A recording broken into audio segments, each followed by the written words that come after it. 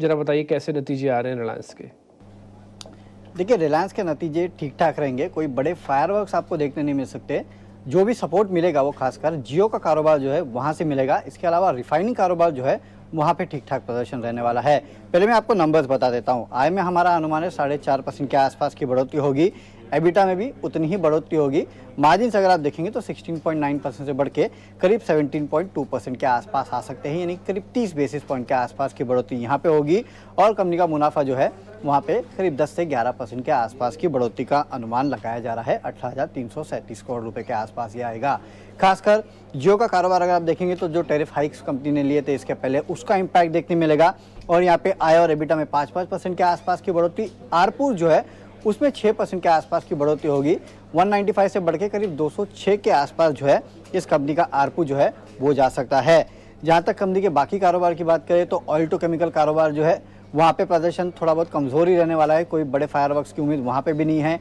Retail कारोबार subdued growth रहने वाली है इस बार, नो डाउट। कॉटन क्वार्टर अगर आप देखेंगे तो फेस्टिवल्स की वजह से थोड़ी बहुत सुधार होगा, लेकिन साल दो साल अगर आप देखेंगे तो महज आधा 1% के आसपास की ग्रोथ जो है वही आपको देखने मिलेगी कंपनी के रिटेल कारोबार में।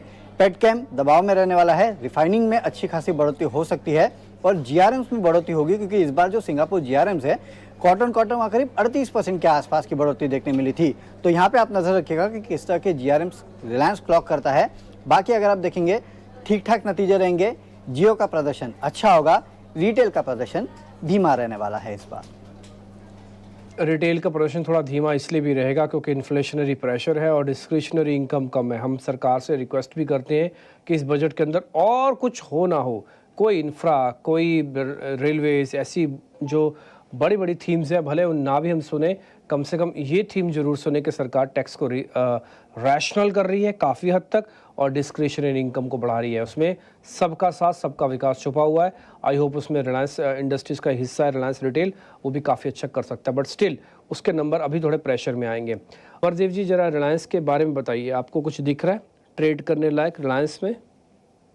देखिए, रिलायंस की बात करूं तो रिलायंस में ऑलरेडी एक बहुत मतलब शार्प करेक्शन हम लोगों ने देखी है फ्रॉम ऑलमोस्ट 1600 लेवल्स और करंटली अराउंड 1250 के आसपास फिलहाल ट्रेड करता हुआ दिख रहा है। तो मैं ये मानता हूं कि 1180 से और 1170 से 1200 is a very strong support base for Reliance. तो लोअर लेवल्स पे जरूर इसमें बाइंग की अपॉर्चुनिटी बनती है, क्योंकि रिलायंस यदि इस लेवल के नीचे ट्रेड करना शुरू करेगा तो इसका मतलब है कि मार्केट्स में भी हमें एक मेजर करेक्शन देखने को मिल सकती है and there will be some trigger which would be more of global in nature rather than domestic in nature.